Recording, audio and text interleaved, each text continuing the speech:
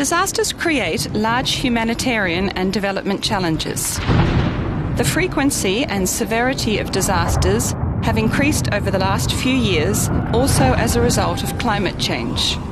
More than 226 million people are affected by disasters every year. More than 680,000 people died in earthquakes between 2000 and 2010, mainly due to poorly constructed buildings.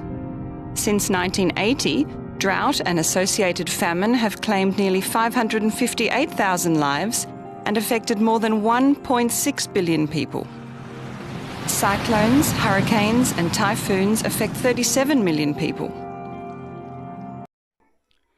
Good day everyone, especially to our instructor, Mrs. Josephine Madayag. So I am the first presenter of the Challengers Group. I am Jessica Adlawan. So our report is all about disaster preparedness, awareness, and management. So what comes into your mind when you hear disaster preparedness, awareness, and management? So it refers to measures taken to prepare for and reduce the effect of disasters. That is to predict and where possible prevent them, mitigate their impact on vulnerable populations, and respond to and effectively cope with their consequences. The Philippines is situated in the Circum-Pacific belt of fire and tropical storm. This being thus, the nation has consistently been exposed to natural disasters and catastrophes whenever of the year. In whatever piece of the nation, we have been encountering nearly regular disasters like floods, typhoons, tornadoes, seismic tremors, drought, tsunamis, and volcanic emissions, which have carried perpetual agonies to our kin, loss of lives and properties. So we all know that Philippines is situated in the Circum-Pacific belt of fire and tropical storm. Because of that, we are exposed to natural disaster every year. Those disasters is called floods, typhoons, tornadoes, seismic tremor, drought, tsunamis, and volcanic emissions. But the most disasters that happen in our area are floods, earthquakes, and volcanic emissions. Others, it happens in the other country. Because of these incidents, many lives and property were lost. This is the example of floods, earthquake, volcanic emissions, and etc. So why does disaster occur? Disaster occur because of the intersection of hazard with exposed people and assets that are vulnerable to the hazard. They are characterized by a lack of resilience and poor capacity to cope and respond in the affected area. Without vulnerability, there can be no disaster. There are natural disasters such as hurricane, earthquake, tornado, tsunami, flood, a big surge of water from the ocean that happen because of the weather or other natural conditions. People also cause disasters like causing an oil spill that pollutes the environment or starting a forest fire. Disaster also occur, especially in areas vulnerable to disasters. Without vulnerability, there can be no disasters that happen. In the mid-70s and 80s, solid hurricanes and heavy rains carried demolition to Manila and huge zones of focal Luzon. The 1990 executioner seismic tremor that hit a few Luzon regions just as Metro Manila and the impact of the 1991 Mount Pinatubo ejection had put the National Disaster Coordinating Council NDCC in the cutting edge. To upgrade the individual's readiness and guarantee accuracy and immediacy in reacting to crises or calamities, the NDCC along with the concerned offices direct ordinary preparation activities and boards at all levels with the interest of the private offices concerned and the non-government association. So in order to prepare for the disaster, the NDCC and concerned offices have made preparations to all individuals. We need to be especially prepared for disaster to come so that we can avoid losing our property and especially the lives of the majority. In STP and disaster awareness, preparedness, and management. Implementation of disaster risk reduction and management, the NSTP shall be guided with reference from Republic Act 9163, Section 11, the creation of the National Service Reserve Corps. There is hereby created a National Service Reserve Corps to be composed of the graduates of the non-ROTC components. Members of this corps may be tapped by the state of literacy and civic welfare activities through the joint effort of the DND, CHED, and TISDA. Republic Act 10121, Section 13, Accreditation, Mobilization and Protection of Disaster Volunteers, a National Service Reserve Corps, CSO, and the private sectors, the government shall take full responsibilities for the enhancement, welfare, and protection of volunteers, and shall submit the list of volunteers to the OCD through the LDRRMO for accreditation and conclusion in the database of community disaster volunteers. So how important is disaster awareness and preparedness? Effective disaster preparedness helps alleviate some of the chaos wrought by the unexpected crisis. It is critical to have a written plan in place and for all staff to understand the role within the plan. Disaster plans should be revisited regularly to ensure complete understanding within the organization. So being prepared can reduce fear, anxiety, and losses that accompany disasters. People also can reduce the impact of disasters, floodproofing, elevating a home, or moving a home out of harm's way, and securing items that could shake loose in an earthquake, and sometimes avoid the danger completely. So how can we protect natural disasters? Natural-based solutions such as conserving forests, wetlands, and coral reefs can help communities prepare for, cope with, and recover from disasters, including slow onset events such as drought. They can also reduce the secondary impact from non-climate related disasters such as landslide, following an earthquake.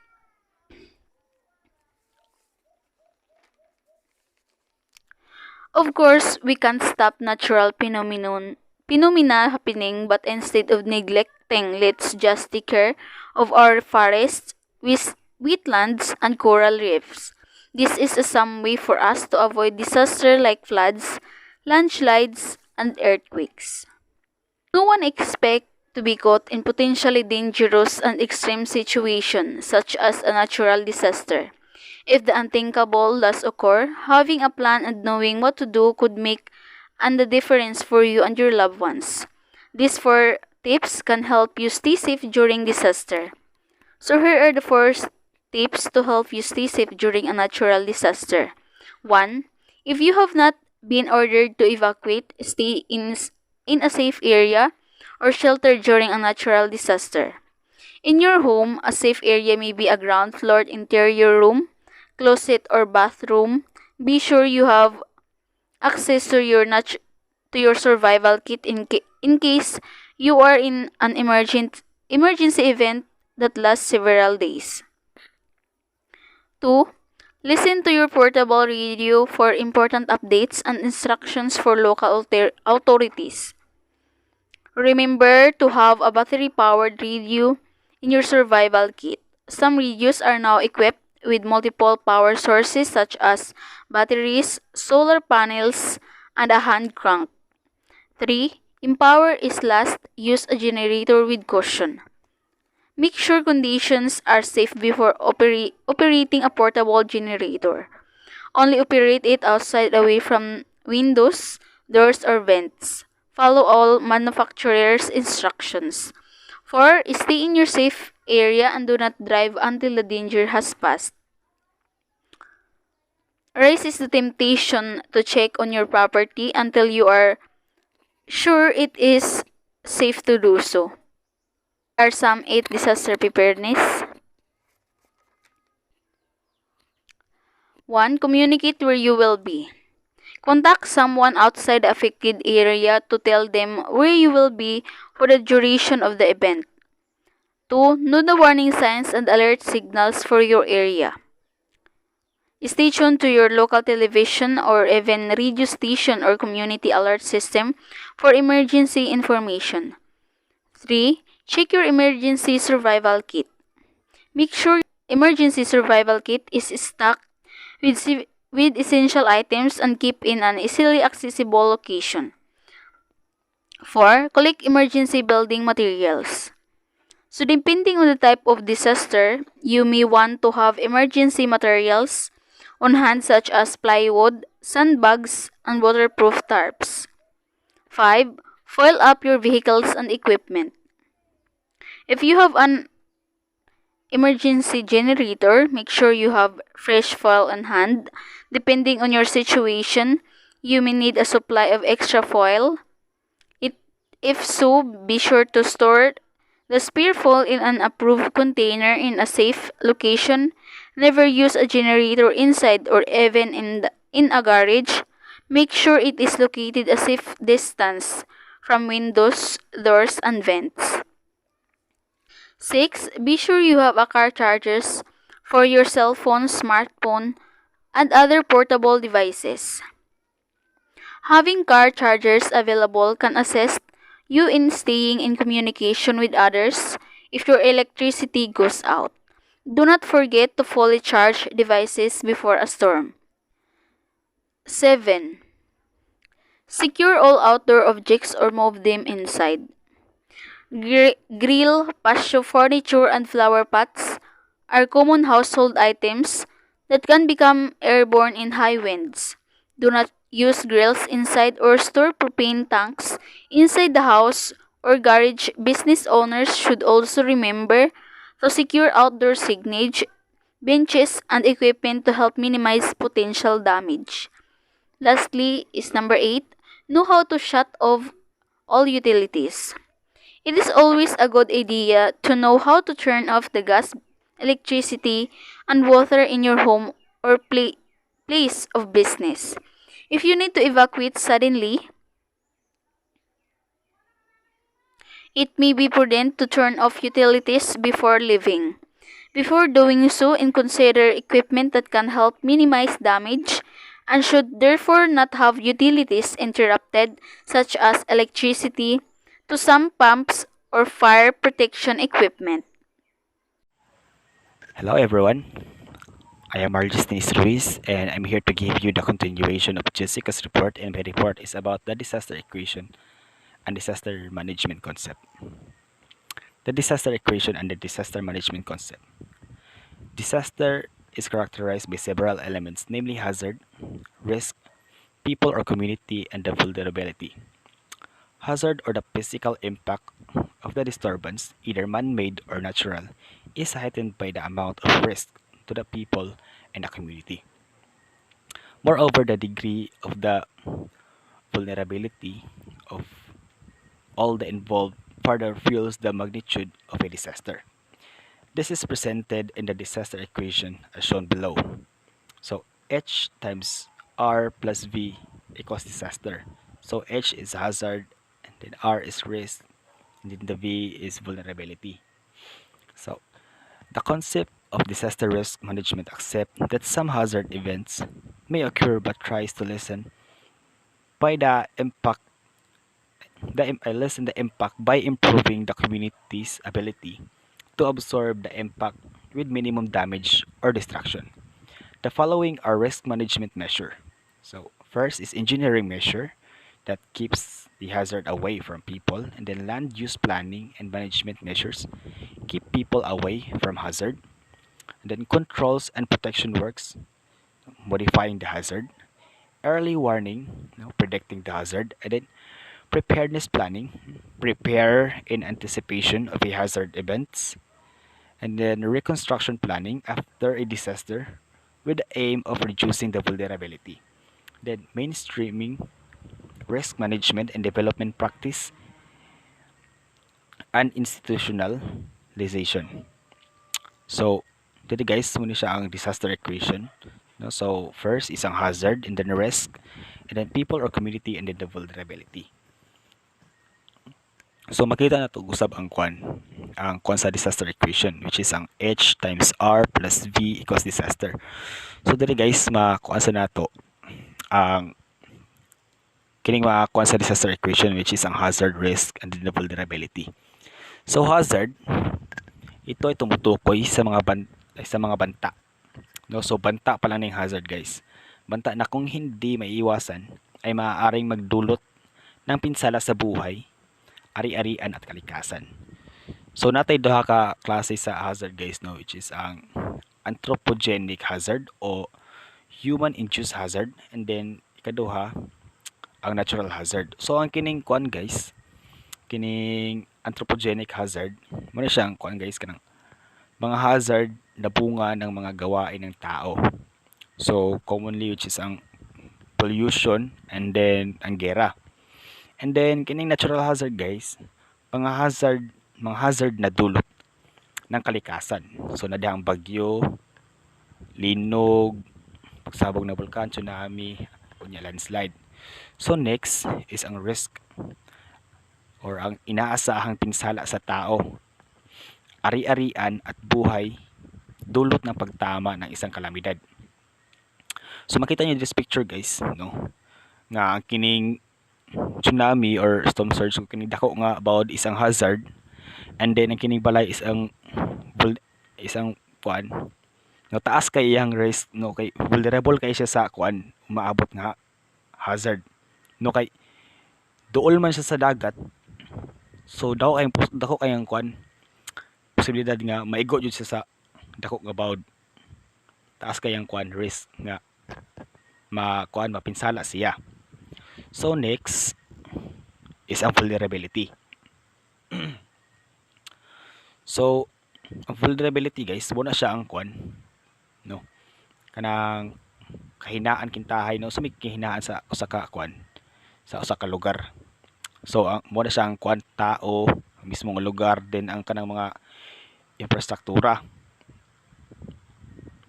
So muna sila yung guys, no, kanang taas kay chance nga maapektuhan sa maabot nga hazard. So muna siya ang sa vulnerability guys.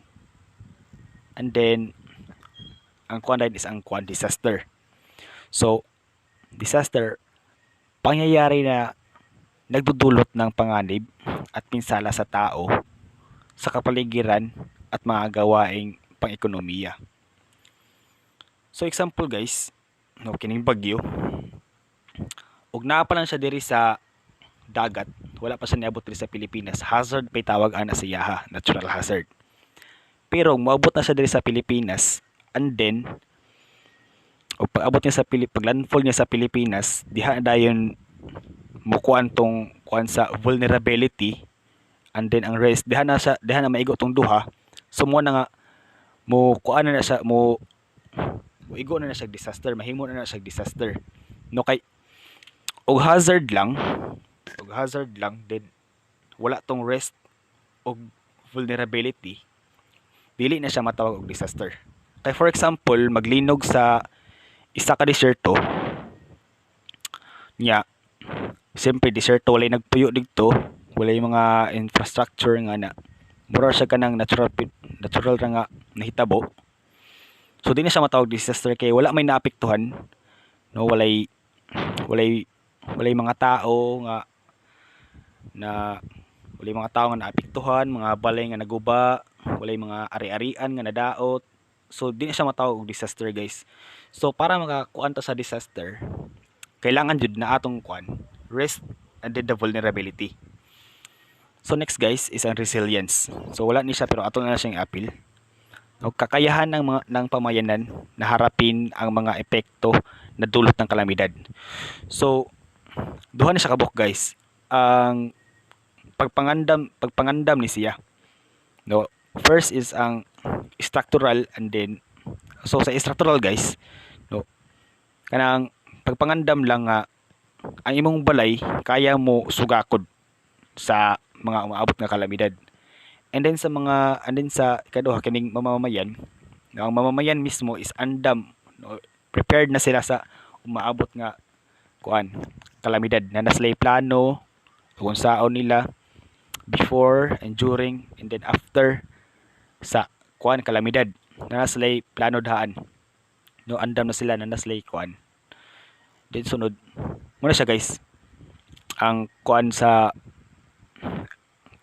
disaster equation, no. So hazard times risk potential plus vulnerability and then the disaster. So mo nang giingon guys nga dili jud mabuo ang disaster equation kung wala ang risk ug ang vulnerability. Kay kung mismong hazard ra dili na siya makakuan og disaster kung wala siya risk and then the vulnerability. No, kay once nga ang hazard mapiktuhan na niya ang mga tao, so muna na siya gitawag og disaster. Di lang ang tao ug ang komunidad. Muna na siya disaster guys. So next is muna siya guys, no, the disaster. Muna siya ang sa disaster guys, no, na hazard, risk, vulnerability, and then the resilience. And then the disaster management, no, mga termino or mga konsepto sa disaster management. So disaster management, so muna siya tong nasa kuan ganya guys, nasa ikaduha nga slide, no. So engineering measure, land using planning, management, control. So nagpasabot na siya guys sa pagpangandam sa usa ka komunidad or sa mga tao sulod sa komunidad sa pag-abot sa kalamidad guys, or sa kuan sa pagpangandam para sa posible nga disaster nga mahitabo. And then usap na guys is ang kanang pag-recover mismo sa mga tao o sa komunidad after sa disaster. So diri guys makita ninyo ang kanang klase nga organisasyon nga nagkuan aning disaster management, no, nagplano ani. So dili lang mismo ang pamahalaan ang nagkuan ani, no. So apil lang pamahalaan and then mga pampublikong sektor, pampribado, and also apil na jud pud ang mamamayan, no. Ang kuan ani ang aim ani niya guys is ang maiwasan, then maging handa, makabangon, and then makatulong. So next, so disaster management, iba't ibang gawain na dinisenyo upang mapanatili ang kaayusan sa panahon ng sakuna, kalamidad at hazard. So sakuna, kalamidad, hazard, ang kuan na guys is ang aim nato na guys is maiwasan, makabangon, and then makaagapay sa mga suliranin.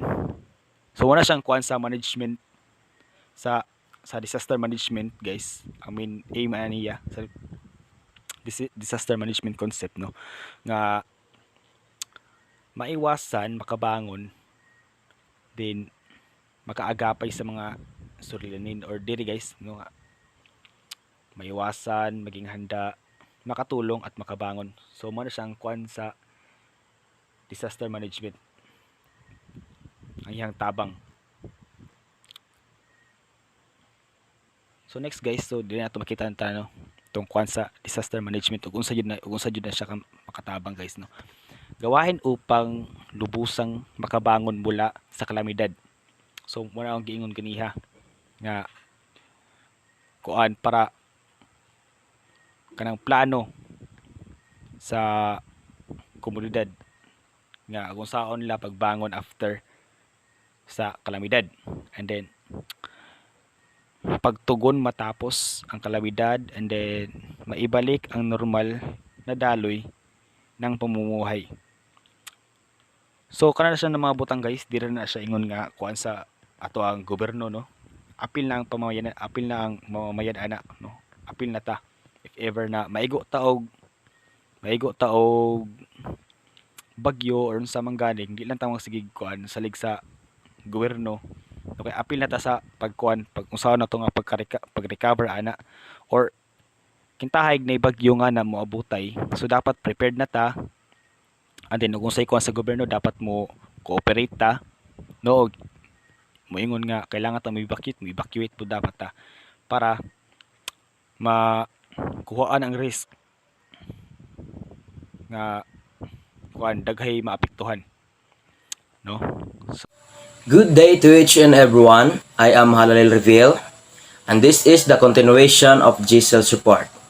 At this point, I will discuss the 4 in the RRMP thematic areas. So the first is disaster prevention and mitigation. Disaster prevention, the outright avoidance of adverse impact of hazard and related disaster. It expresses the concept and intention to completely avoid potential adverse impact through action taken in advance such as construction and dams or embankments that eliminate flood risk, land use regulation that do not permit any settlement in a high-risk zone, and seismic engineering designs that ensure the survival and function of critical building in any likely earthquake. Disaster prevention ay ang pag-iwas sa masamang epekto ng hazard at mga kaugnay na mga kalamidad. Ipinapahayag nito ang konsepto at hangarin na masiguro ang kaligtasan ng bawat mamamayan. Disaster mitigation, the lessening or limitation of the adverse impact of hazard and related disaster. Mitigation measures encompass engineering techniques and hazard resilient construction as well as improved environmental policies and public awareness. Ang pakikinig o limitasyon ng masamang epekto ng panganib at kaugnay na kalamidad. Ang panukala sa pagpapagaan ng mga diskarte sa engineer ng kumpas at peligro na nababagong konstruksyon pati na rin ang pagbutihin ang mga patakaran sa kapaligiran at kamalayan ng publiko. Next, disaster preparedness. The knowledge and capacities developed by governments, professional response and recovery organizations, communities and individuals to effectively anticipate, response to, and recover from the impact of likely, imminent, or current hazard even or conditions. Preparedness action is carried out within the context of NDRRM and aims to build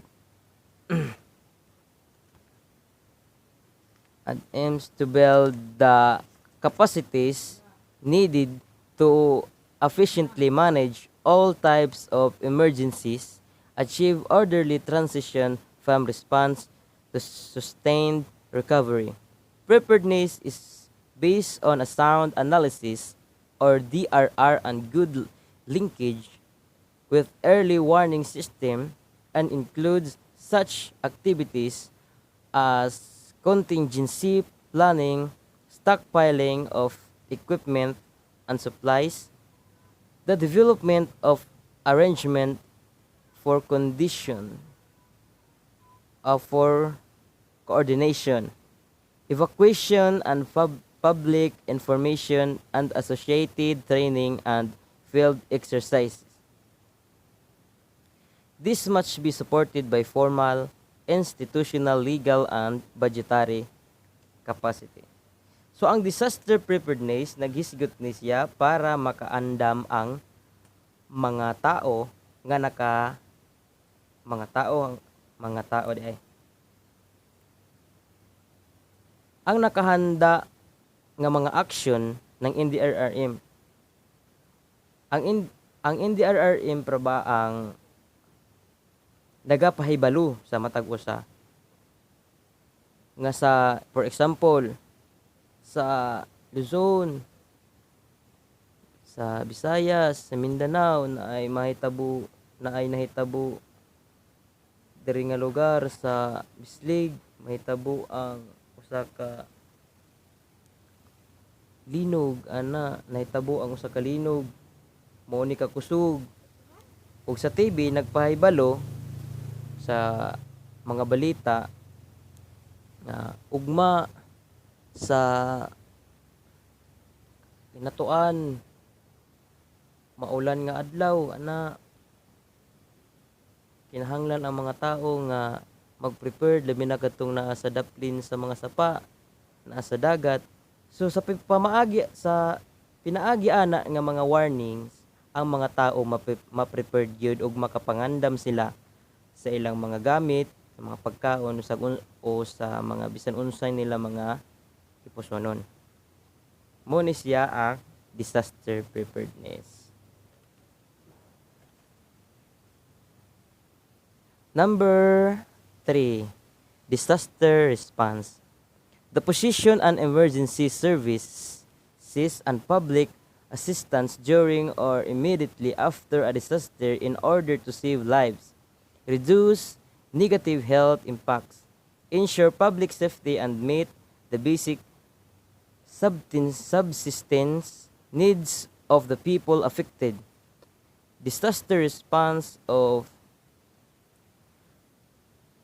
predominantly focus on immediate and short-term needs and is sometimes called disaster relief. Ang disaster response naghisgot ni ang serbisyo sa pang-emergency sa pagkatapos ng trahedya. Sila ay mamimigay ng mga relief goods sa mga tao na nasalanta or apektado sa pangyayari. Ibinibigay nila ang mga pangunahing kailangan ng mga tao tugon sa kalamidad. So ang una gid nila nga ihatag sa mga tao nga nasalanta ana nga kalamidad is kadto nga kikinahanglan sa mga tao. Like for example sa kanang mga bugas man gid naon ang ipanghatag bugas, mga dilata, noodles, kape. So mao na siya ang pangunahing mga gikinahanglan sa mga tao.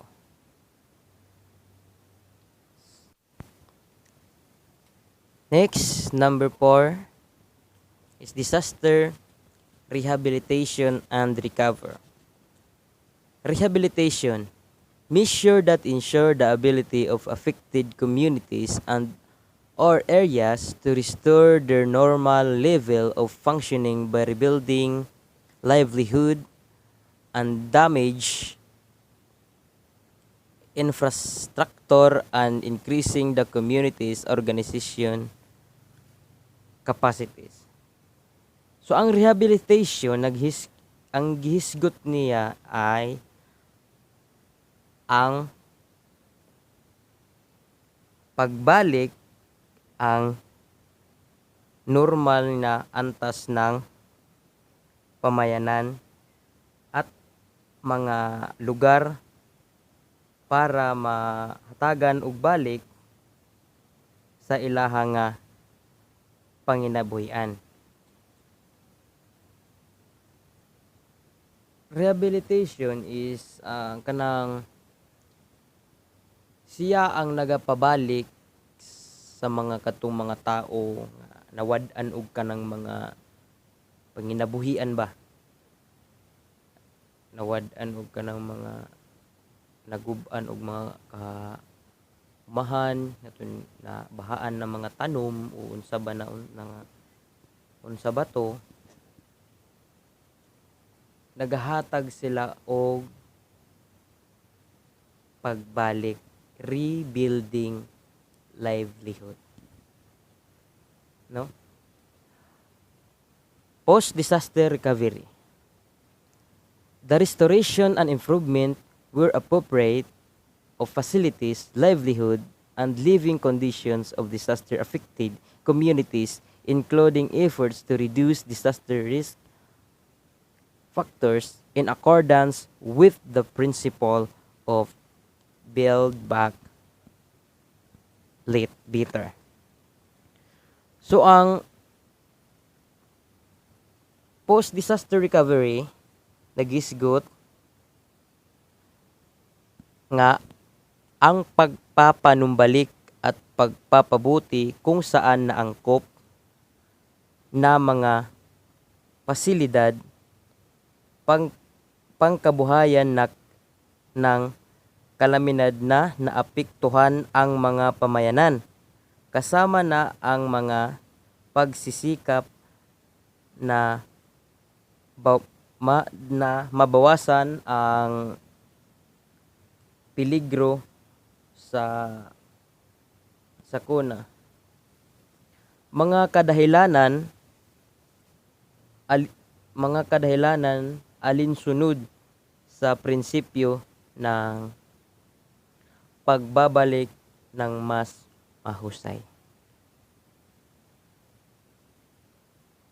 So, maora to ang ako ang topic for today. I hope nga naamoy nga learn bisan dili kaayo ko maayo nga mo explain sa mao nga akong topic. Kung naamoy wala nga sabtan, ipangwata na lang ninyo. No? So thank you and God bless us all. Hi everyone, this is Edeline Mercado Concha, and this report is the continuation of Mahalalel's report.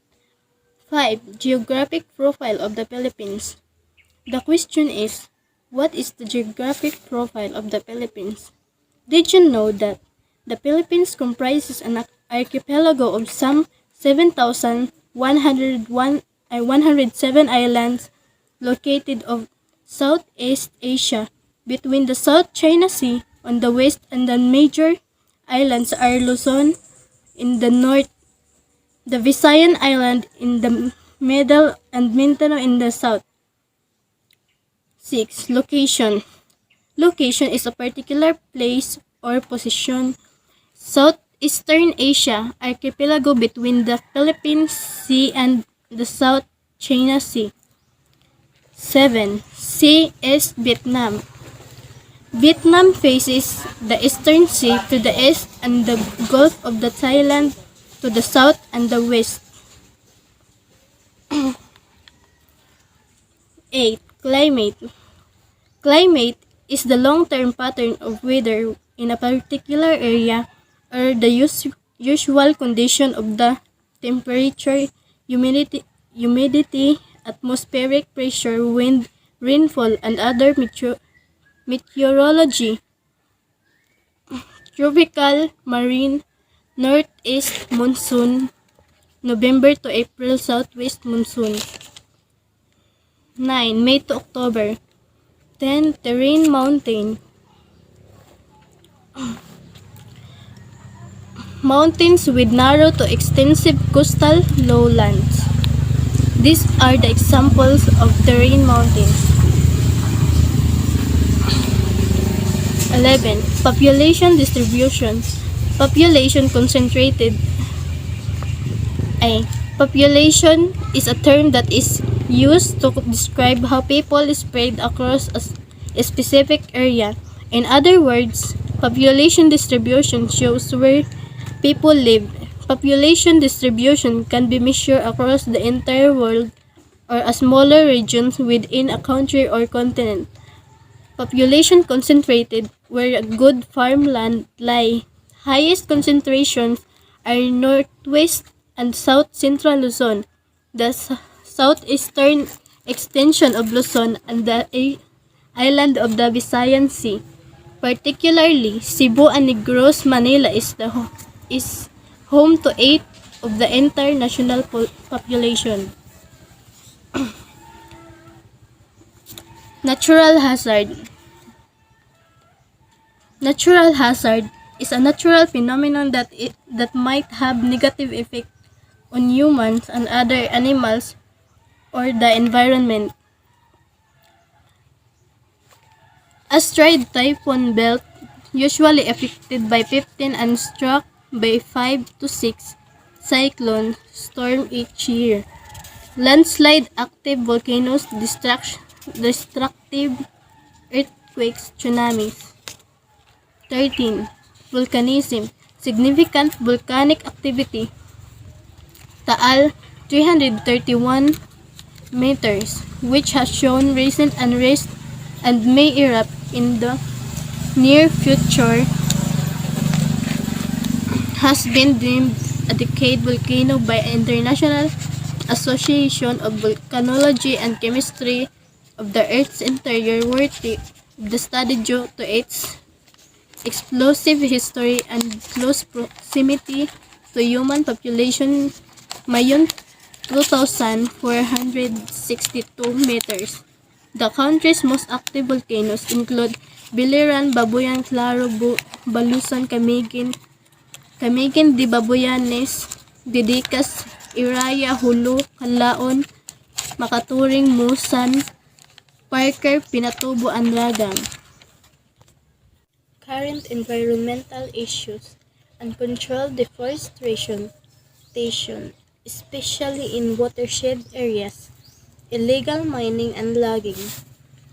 Illegal mining and logging is the activity that is undertaken without state permission, in particular absence of land right mining license and exploration of minerals transportation permits. And this is the reason that landslide occur.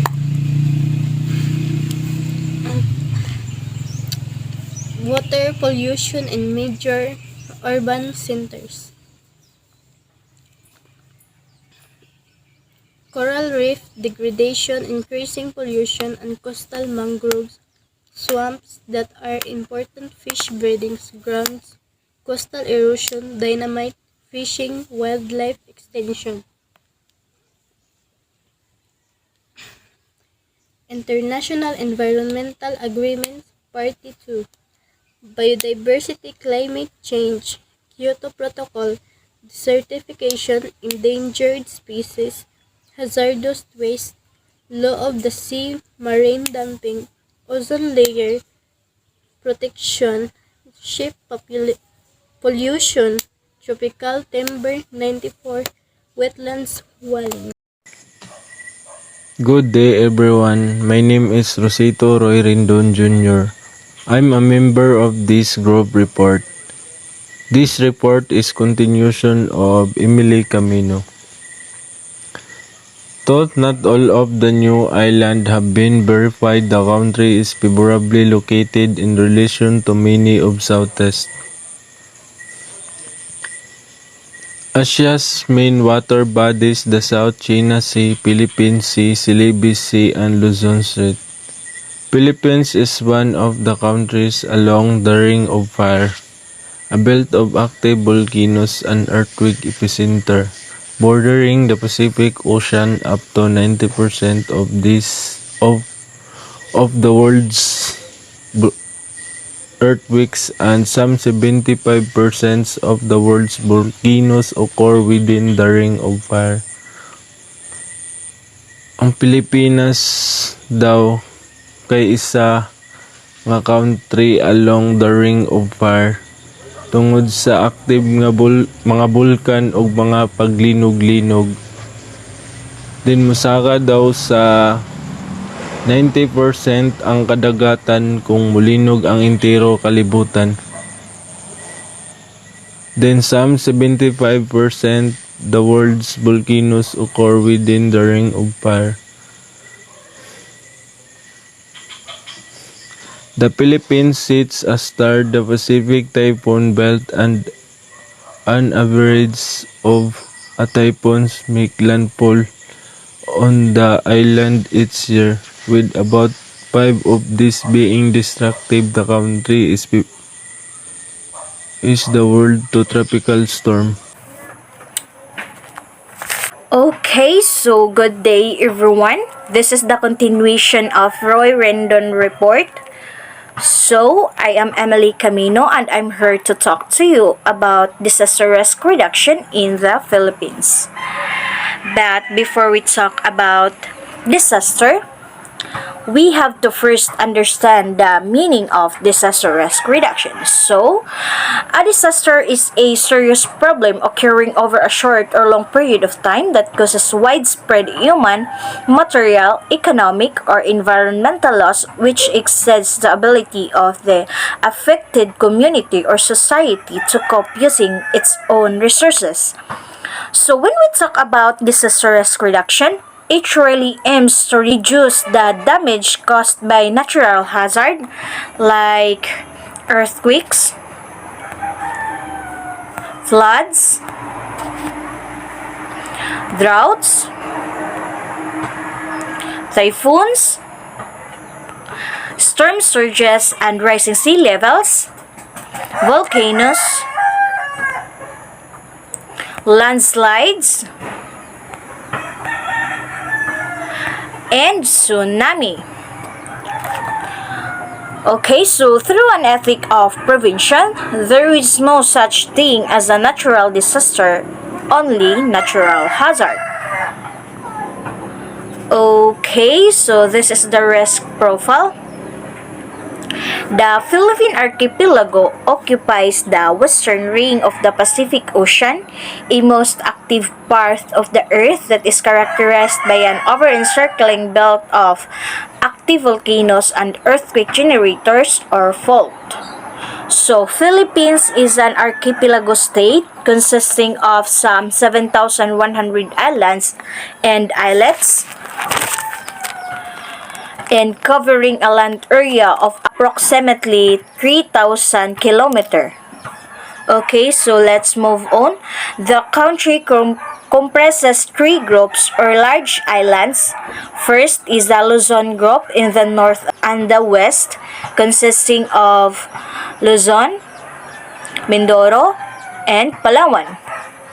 Second, Visayas group consisting of Bohol, Cebu, Leyte, Masbate, Negros, Panay, and Samar. The third group, Mindanao in the south, consisting of Manila, Nervi in Quezon City. Okay, so let's move on. This is the organizational network disaster risk reduction in the Philippines.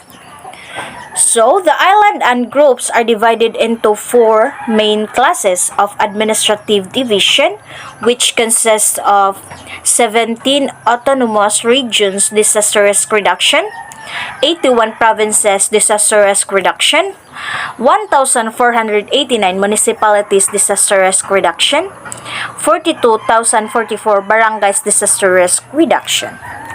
Okay, so in terms of disaster risk, Philippines ranked third among all of the countries with the highest risk worldwide according to the World Risk Report in 2018 with the index value of 25.14% World Economic Forum in 2018, and a great number or at least 60% of the country's total land area and livelihood are destroyed, and 74% of the population is susceptible to their impact.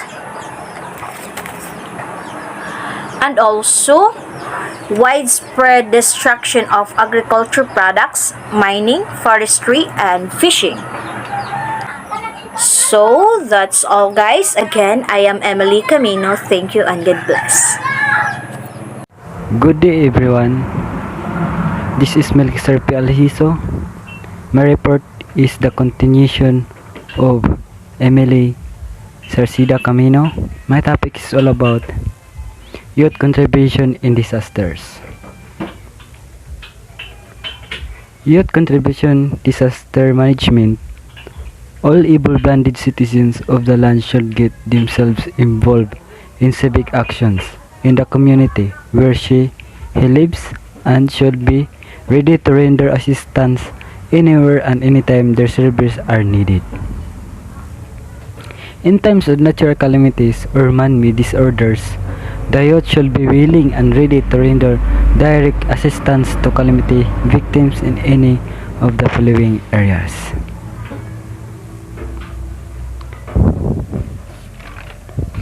And here the things to do by young people during disasters or calamities. Number 1, sorting, loading and distribution relief goods.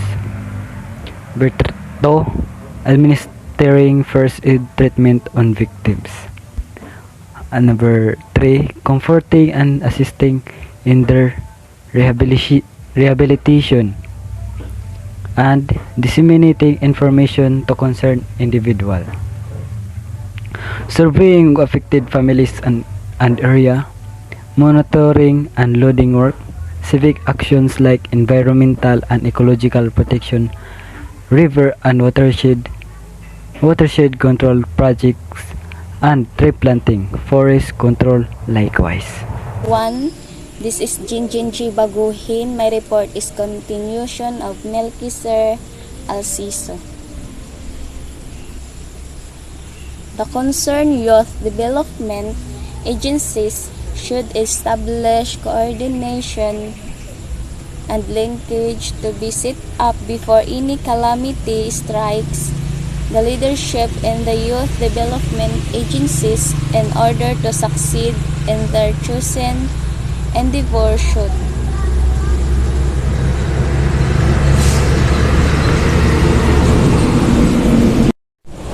A. Plan the chosen activities ahead before any calamity strikes. Join or participate in training exercise on disaster and relief operations. Magpili daw kag isa ka activity na inyo buhaton before mahitabo ang isa ka calamity. Need nimo mo join og training exercise on disaster and relief operations para maplani mo tarong kung unsa na activity ang inyong dapat buhaton na mapakinabangan sa tanan. B. See to it that the resources that are available could meet the needs of chosen activities. Kailangan nimo sab i-check ang mga resources o butang na posible ninyo na magamit sa inyong buhaton activity kanang butang o resources na available daan para sa dili na mo gasto. C. Coordinate all activities properly with the city, provincial, and municipal disaster coordinator council. Before daw ka mag-organize og isa ka activity about training exercise sa disaster and relief operations, you should coordinate sa mga disaster coordinator councils sa inyong lugar, and that way makasuggest pa sila kung unsay need i-improve sa imo buhaton na activities. They organize the group, assign the members responsibilities which they feel they can properly handle, confidence in what is one is doing is the key to success. Need nimong mag-organize og grupo para sa lain-laing task na inyong buhaton, but before doing that, you will ask them first of which task they are comfortable to do para dili sila mag-hesitate kung unsay need nila buhaton, kay para confident sila buhaton na task, then they can do their responsibilities well. In that way, mahimong successful ang ilang buhaton. E-work as a team, coordinate effort with other organization, NGO, POLGO, or religious organization.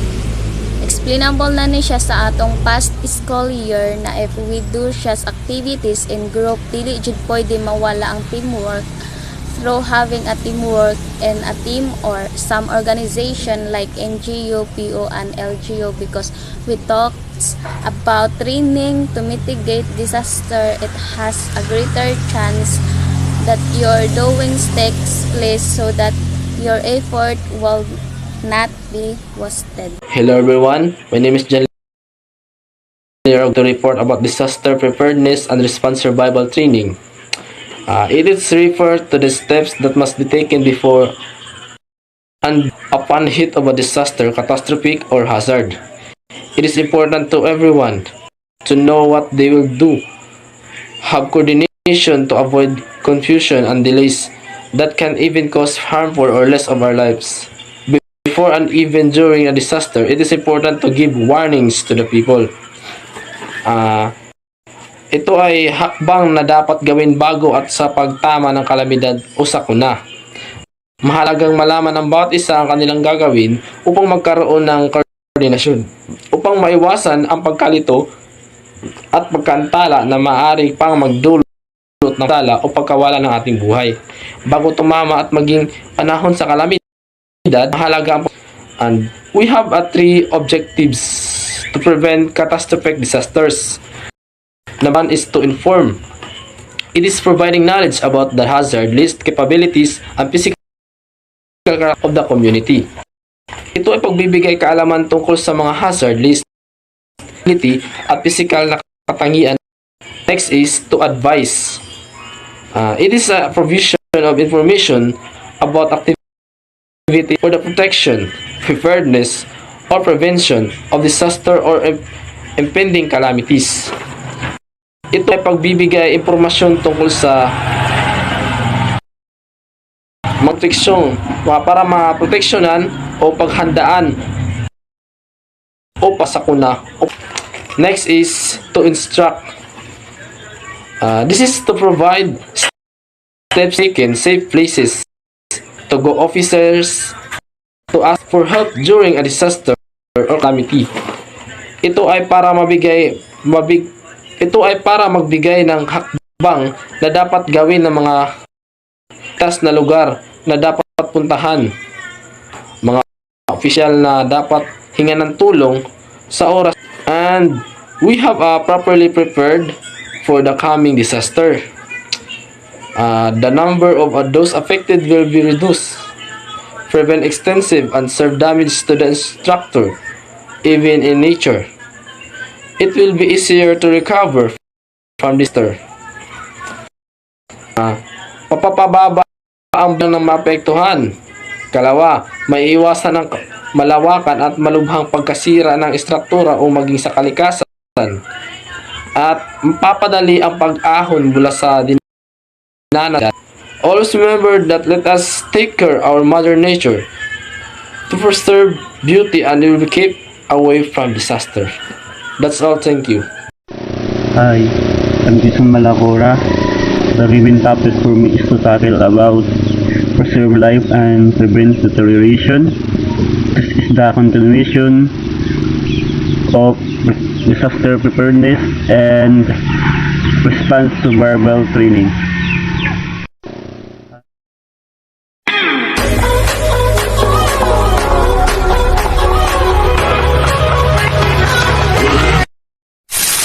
Preserve life. The first aim is to preserve life by carrying out emergency first aid procedure. For example, opening a casualty's airways or performing cardiopulmonary resuscitation (CPR). Preserving life should always be the overall aim of all first aiders. Remember too, this includes your own life. You should never put yourself or other in danger. As a first responder to any situation, your first priority should be to preserve life. You may need to perform CPR, stop bleeding, or take other action to preserve the victim's life. Start with CEB, circulation, airway, and breathing. Assess the quality of the victim's circulation, adjust if needed. prevent deterioration. The second aim of first aid is to prevent the casualty's condition from deteriorating any further. For example, asking a casualty with a broken limb to stay still and padding around the injury will prevent the fracture from moving and causing further injury or pain. In addition, this aim includes preventing further injuries. You should attempt to make the area as safe as possible and removing any dangers. If removing danger is not possible, you should attempt to remove the patient from the danger or call for specialists for help. Okay. Prevent deterioration. This may mean moving the victim to a safer location, applying first aid, stabilizing them, or just staying with the victim and providing comfort. Good day, everyone. This is Genevieve G. Spaniel, and this is the continuation of Jason Malacura's report. And now, let's start. What is basic life support? Basic life support means it is a level of medical care which is used for victims of life-threatening illness or injuries until they can be given full medical care by advanced life support providers. It can be provided by trained medical personnel such as emergency medical technicians and by qualified bystanders. So when we say basic life support, it is a way of helping persons out from dangers and so that they can survive their life. And it also refers to the type of care that first responders, healthcare providers, and public safety professionals provide to anyone who is experiencing cardiac arrest, respiratory distress, or an obstructed airway. Next, what is change of survival? Change of survival is a sequence of procedures performed to restore the circulation of oxygenated blood after sudden pulmonary or cardiac arrest. Chest compressions and pulmonary ventilations performed by anyone who knows how to do it anywhere immediately without any other equipment. So change of survivals is a way or procedures performed to restore the circulation of oxygen in our body. The person experienced cardiac arrest. So chest compressions and pulmonary ventilations performed by the professionals that knows about everything and anywhere without using any other equipment. Next, approach safety. Scene means it is a place where an incident is real life or fictions occurs or occurred. When we say rescue is an act of saving or being saved from danger or disaster. And victim means persons harmed, injured, or killed as a result of crime, an accident, or other event or actions. And when we say bystander, a person who is present at an event but does not take part or belong. Check response. Shake shoulder gently and ask, "Are you alright?" If he respond no, and leave as you find him. If he answer yes, then leave and find ways so that you can help to save her life. And find out what is wrong. You need to find what is wrong and what happened to him. Next, you need to shout for help.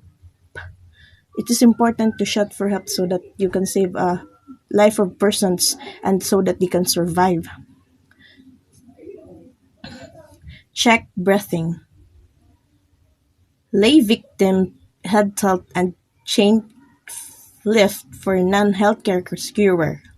When we say head tilt and chain lift, it is a procedure used to prevent a tongue of obstructing the upper airway. No need for finger swept use unless solid materials can be seen in the airway. When we say finger swept, it is the way when the finger put into our tongue, and if no solids or materials can be seen in airway, you should not do this finger swept. And check breathing. Look, listen, and feel normal breathing. You need to look and listen to if the breathing is normal, and do not confuse agonal breathing with normal breathing. When you say agonal breathing is when someone who is not getting enough oxygen and gasping air for air, and normal breathing for us adult as rest of 12 to 20 minutes breaths per minute. And do not confuse. Next is barangay as nucleus of community governance and disaster preparedness. The Philippines has a unique local governance system of barangay. It has a primary functions of planning and implementing government policies, plans, programs, projects, and activities in the community. Local people are the source of knowledge about their community so that solutions can be addressed what is really needed and wanted. Good day everyone, I am Giselle Serna Arevilio. Today I will be discuss about National Disaster Risk Reduction and Management Plan. The Philippines National Disaster Risk Reduction and Management Plan, or NDRRMP, is a roadmap on how DRRM shall contribute to gender-responsive and right-based sustainable development. It shall promote inclusive growth, build the adaptive capacities of communities, increase the resilience of vulnerable sectors, and optimize disaster mitigation and opportunities with the end in view of promoting people's welfare and security. So what are the importance of National Disaster Risk Reduction Management Plan? The National Disaster Risk Reduction Management Plan serves as the national guide on how sustainable development can be achieved through inclusive growth while building the adaptive capacities of communities, increasing the resilience of vulnerable sectors, and it protects the lives and livelihoods of communities and individuals who are most vulnerable to disaster or emergency. Many disasters we've faced past years, but we still here to face it. We can't predict the unpredictable, but we can prepare for it. There's the DRRMP covers four thematic areas. First is disaster prevention and mitigation. Disaster prevention and mitigation activities that reduce the effects of disaster. Example, building codes and zoning, vulnerability analysis, and public education. Second is disaster preparedness. Disaster preparedness activities prior to a disaster. Example, preparedness plans, emergencies, exercises training, and warning system. Third is disaster response. Disaster response activities during a disaster. Example, warning system, emergency operations, search and rescue. Last is disaster rehabilitation and recovery. Disaster rehabilitation and recovery activities following a disaster. Example, temporary housing, claims processing and grants, long-term medical care, and counseling. So what are the objectives of NDRRMP? The NDRRMP is a long-term national sectoral plan aiming to address four main priority areas as disaster prevention and mitigation, disaster preparedness, disaster response, rehabilitation, and recovery. The objective of National on Disaster Management are promoting a culture of prevention, preparedness, and resilience at all levels through knowledge, innovation, and education, encouraging mitigation measures based on technology, traditional wisdom, and environmental sustainability. So that's the end of my presentation.